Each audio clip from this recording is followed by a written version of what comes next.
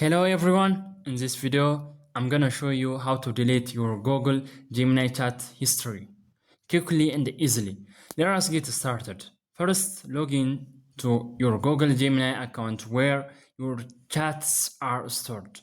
Once you are inside, go to the left side menu where all your previous chats are listed. Now find the chat you want to delete. For example, select any conversation from the list.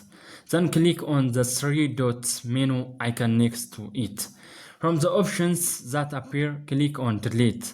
After that, Gemini will show you a confirmation message telling you that this action will permanently remove the chat, including prompt response and the feedback.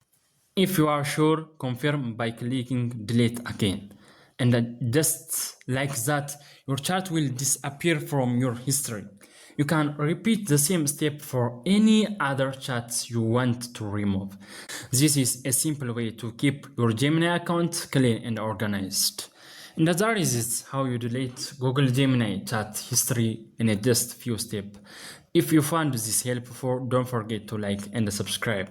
I will see you in the next video.